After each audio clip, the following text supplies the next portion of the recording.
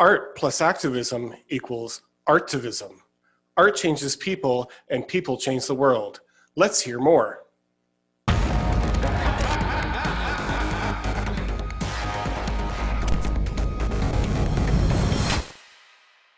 Hi everyone, and welcome to Calling All Vegans. I'm Sue Spar. This is my friend and co-host, Alec Bosse. Hi everybody. Our guest is a digital artivist who combines her passions, art, and animal activism to affect change in the world. Using satirical humor and bright colors in her vegan-themed illustrations, her thought-provoking and norm-challenging work pushes back against people's basic beliefs, pointing out how absurd, illogical, and hypocritical their decisions are, and encourages them to carefully consider how their daily choices impact the lives of animals. Please welcome Melinda Hegedus, aka Veganiska, to Calling All Vegans. Thank you, Sue. Very good to Thank have you you here. It's been a while. Now, I did ask Matt, so blame him how to say your name. Like how he said, rhyme it with prejudice. And I was like, okay. So as always, with everything in my life, blame Matt. Yeah. No, thank you so much for having me. It's such a pleasure. And yeah, really, I'm super happy. I'm just super stoked to be here. So my name is Melinda Hegedus, and it's a Hungarian name. It's pretty difficult to pronounce, just like all the Hungarian words, basically. Yeah. You're Hungarian, though. Yeah. So how did you start creating digital drawings, and do you find them more satisfying over traditional methods of artwork? Well, how I started, when I became vegan first I became a vegetarian. I was a pescatarian for a year or so, and then I still ate eggs and cheese, and gradually I started leaving all that off of my plate. And when I became fully vegan, I just had this like frustration within me, and I started talking to people and like, how can you not see that you should just stop eating animals? You shouldn't do this, you know? And I realized that this is not gonna work out. Like in my everyday life, I'm an introvert, more of an introvert than an extrovert. So for me, it's not working to like go and become a full-on activist like in my everyday life. So I started thinking what I can do. And I always loved to draw and paint traditionally as well as digitally. And just, you know, that was a tool for me to express myself and just channel all that frustration into something creative and something that I hope holds value to the world. And yeah, basically I started with iPad drawings because I backpacked. I did backpacking in Southeast Asia, you know, such a cliche now, but yeah, that's what I did. And I couldn't pack all my traditional art supplies, so I just decided to take my iPad and an Apple Pencil, and that was very convenient, and that's how I started doing all the drawings digitally. So I basically just use Procreate now and draw everything digitally, because I feel like this is just easier for me to create, and also it's much easier for everyone else to share around the internet. Mm-hmm. That's so important. Yeah, for sure. Yeah. And I mean, you can do it anywhere you like, whenever inspiration hits, right? So yeah, exactly. We wanted to thank you so much for all of the artwork that you donated to us when we put out a little call for raising money for equipment for our little show. We were blown away. And unfortunately, life happened, and then COVID happened, so we haven't been able to use it to its full potential, but yeah, that's right. In the new year, you're so welcome. And just anytime, whenever you need anything, just let me know. I have a bunch of postcards and stickers I can just send you, and yeah, just, you know, spread them. They're gorgeous. Go ahead. So groups like PETA, Mercy for Animals, some pretty prominent animal rights organizations have used your images. I understand even Moby has said that he's a fan of your work. Oh my God. How does that feel to have so many like prominent figures be a fan of yours? What the hell? Yeah, I mean, it's really great, and I'm just so grateful for them as well that they are sharing my work, and just so cool that a lot of people are seeing. So when I check PETA, and then when they reshared my artwork and I see that like 30,000 people liked it, oh my God, it's like super crazy. But yeah, I still remember the feeling when I still had notifications on from Instagram. I don't have anymore on my phone because it would just go crazy, but I remember, and then I saw like Moby liked your photo. And I'm like, yeah, Moby, like sure, it's not that Moby, right? Like it's not him, right?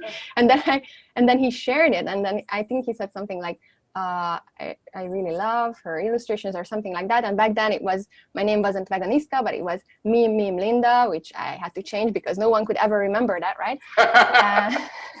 Really, it's like, because that was my personal Instagram, and I started sharing stuff on my personal Instagram. And like you don't really care about your tag on Instagram because it's your personal Instagram, but then it became the vegan Instagram, and now it just blew up, that's for sure.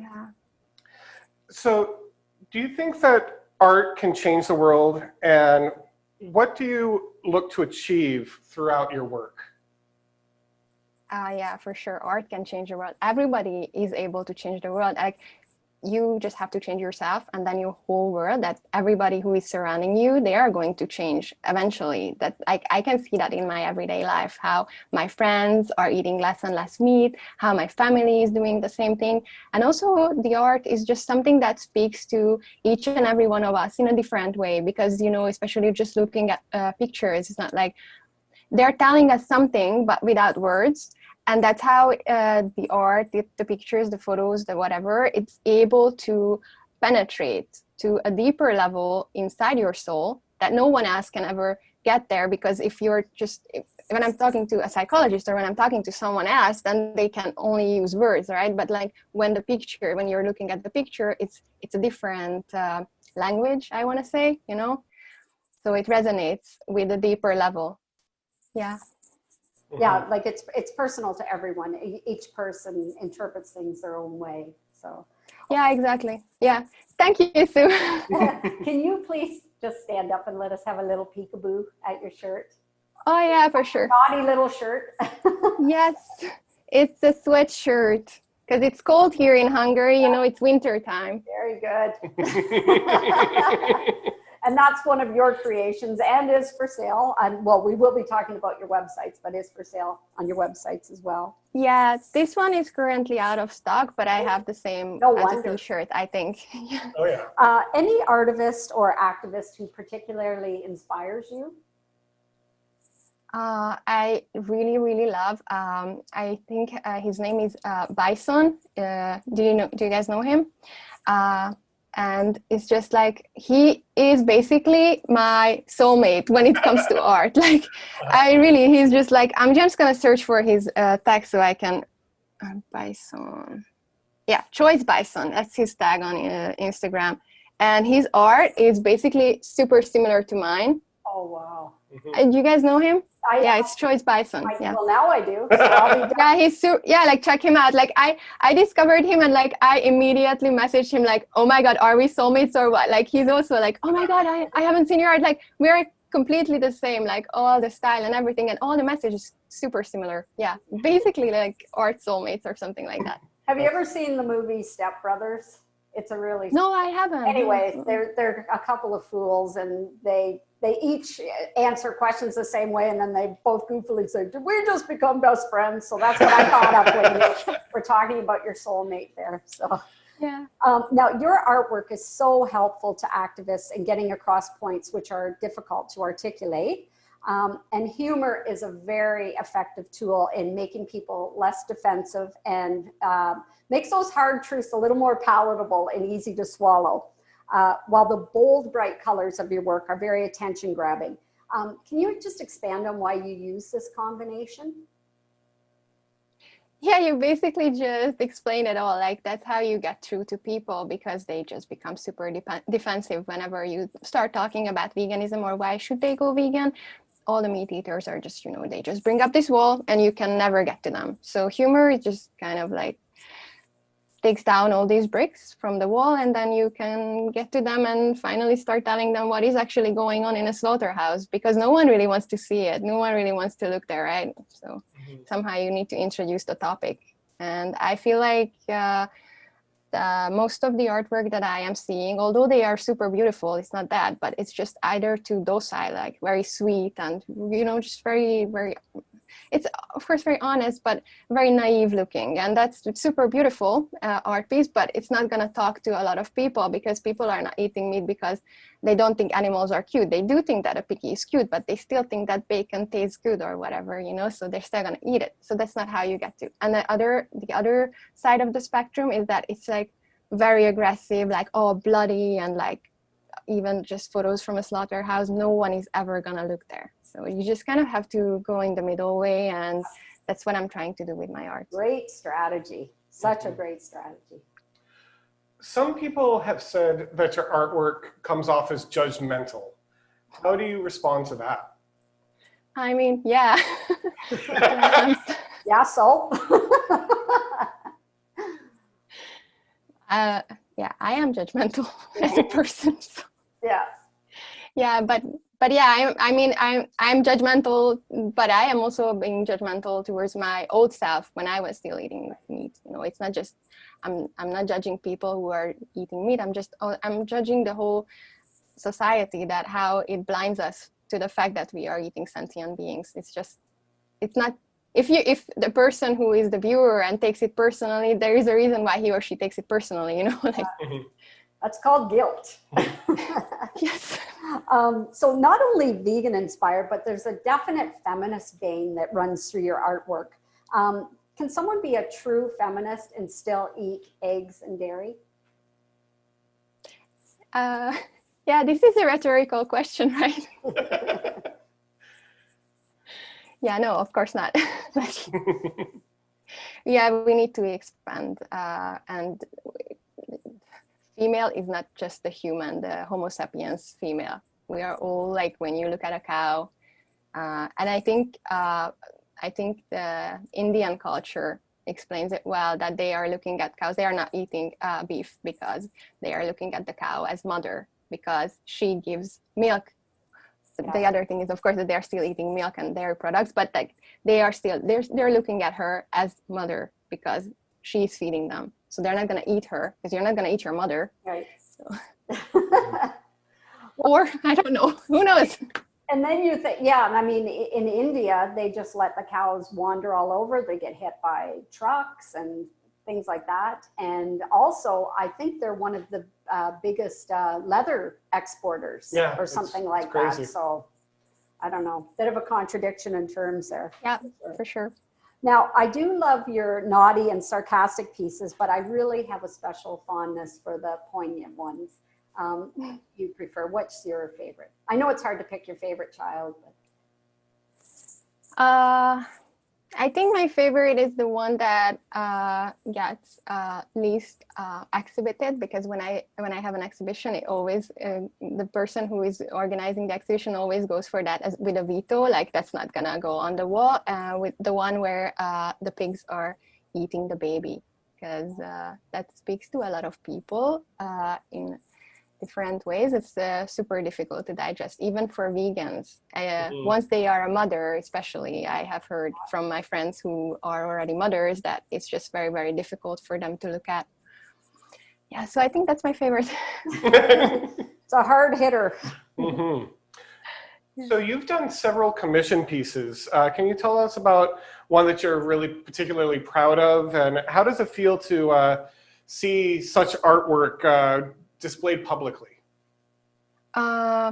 It's very difficult to pick one. I'm just gonna have to say the current one that I am working on is a restaurant that is opening in Budapest. It's called Vegan Love. They are opening a new store.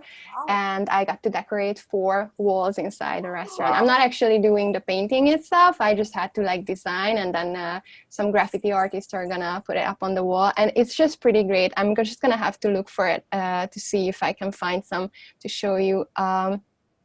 Oh yeah, so this is one. It's really difficult, like this. Oh. And this is like I think a box for the firefighters, so we had to hide that. This is like this is a French fries box now, and yeah, this is a fast food restaurant though, so that's why all the hamburgers, but it's still vegan. And then this one. Oh, That's a sofa there. beautiful. So these are already going on the wall at the moment, and I'm just super excited to see how it's gonna turn out. Oh, and I got to put this piece there as well. Go vegan and no one get hurt. That's Nice. one of my favorites, actually, I must say. Yeah. So yeah, that's the one I'm currently working on and super excited about that. Oh, wow. Awesome. All those colors. Who wouldn't want to eat there? Now, you're doing some new works which are depicting some of our beloved iconic childhood characters, but they have another sinister twist to them. What's the strategy behind this? And do you continue on doing this theme with the beloved childhood character? Yes, I do, and I'm actually working on one. I'm gonna show you guys actually. You guys know Jasmine from Aladdin? Uh-huh. Yeah. Okay, so I'm working on this one now. She's gonna be wearing the fur, Wow. the fur coat of Raja. Wow. So very sad. Yeah. But this is real life, you know? Yeah, unfortunately. And yeah, there's one with the Little Mermaid. Well, we're going to be putting them into the show, but Yeah. wow, Cool. they blew my mind. So, and that's going to hit people hard, right? Because they love these characters. And then it's like, oh, well, there's real life. Yeah, that's one thing. And honestly, I'm just going for the hashtag, you know, like how they are searching for it. And then people who are just like naively searching for the Little Mermaid, then they're going to see that art. And then they're going to be like, oh my God, this is like, what is this? And then I hope that they're going to start thinking like, but wait, I was frying fish for lunch, but I love the Little Mermaid. I just hope that this is how it's going to go, but that's just a theory. We'll see. You're a smart woman. There's no doubt about that. Now, I'm just going to talk about your website a little bit here, websites. So anyone requiring your designer services for business or fundraising purposes or whatever can visit your page, Melinda Hegedus. Is that how you said it? Yeah, thanks. .com. And they're not going to find your entire portfolio there, but a good sampling. And then to purchase some of your illustrations on posters and t-shirts, mugs, face masks, socks even, go to veganiska.com. And the posters are museum quality. They're printed on thick and durable matte paper and free global shipping on all your products. And you're eventually going to be uploading most of your most popular prints and in a wide variety of sizes. Yeah, that's correct. Thank you so much. That's a lot of work. I'm gonna have to pay you for promotions. This has been great. No way. I think you've already flipped the bill by that generous donation you made recently. Thank and you. anyone I've shown your work to, they're just blown away. So let's hope You're so sweet. Thank you. So you were recently featured in Vegan Art, a book of visual protest by Tommy Kane. Can you tell us a little bit about that? Yeah, that's been a collaboration that's been going on for 2 years, I think. So I'm really, really happy that it's finally came to actually become a book because there were some obstacles.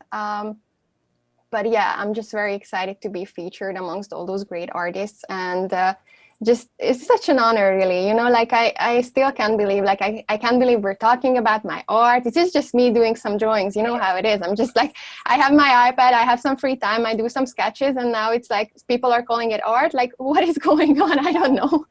And now it's in a book and like, what? No, I just don't know. I don't know how this happens, but I'm just really, really super grateful that I get to show some parts of me to the world, and then some people seem to appreciate it.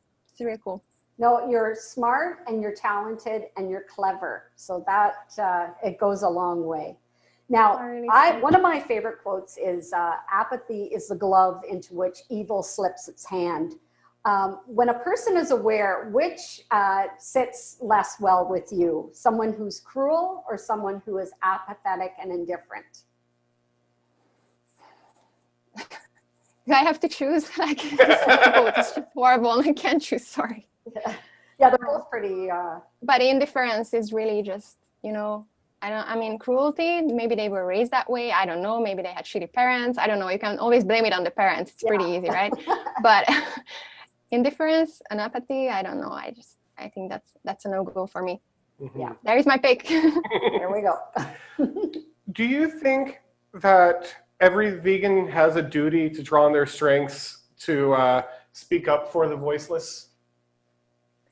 Yeah, I do think it's not a duty, but it's an opportunity. We have to look at it that way. You know, like we've got a voice. Actually, animals also have voices. There is this Dutch author, Eva Meyer, and she wrote a book about how animals are actually not voiceless. It's a mistake. They have voices. We just don't speak their language. It's a really interesting book. Or we ignore yeah, but we do have voices. Sorry? Or we ignore them. Yeah. Or that, yeah. So I just think it's not a duty, it's an opportunity, and we have to look at it that way. And I just encourage everyone that that they can go on and find a tool. For me, it's drawing, you know, but for other people, like for Matt, it's his voice. He's super cool, and he sings and he plays the guitar. He's amazing. And other people can write poetry. So just find your creative ways and the voice that you can use to speak up for the animals. That's what I always encourage people to do. Oh, very good. So lately you are trying to distance yourself from the digital world as much as possible. And you said you've been spending a lot of time in nature with your dog and collecting mushrooms and wild herbs and getting back in touch with the earth. Doing that must really impress upon you even more how important it is that we need to save this world, that we need to take care of this world, the natural world. Yeah, it's very true. The more time you spend in the forest, the more you get in touch with Mother Nature, and it speaks to you in a whole different way. And it's super important for people like us, but now everyone is working in front of the computer, or almost everyone. But so it's super important for us to get out in nature and just leave all your devices. Like I'm always leaving my smartphone at home. Sometimes I'm worried a little bit, like if I get lost, like I can't call anyone, but that never happens really. So it's just like leave at home and just be with yourself and with your dog if you have one. That's beautiful. So we know that you've got both websites and Instagram and Etsy and Twitter and all those things. And if you look right down here on the screen, you can see them because I'm not going to try to butcher pronunciations. Yeah, I've done a pretty good job myself. So. Yeah, so you did, yeah. But we're blaming Matt, who I am going to say at the end of the show, we're going to have a slideshow of all of your pieces, or as many as I can stuff in there. And we're going to be playing Matt's song, Days Go By.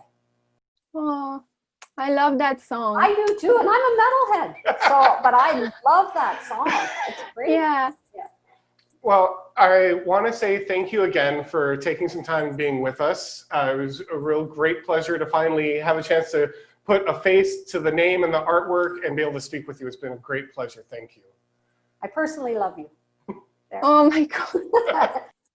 I love you too. Okay, cool. Kumbaya. And for everyone, thank you again for tuning in. We really do appreciate it.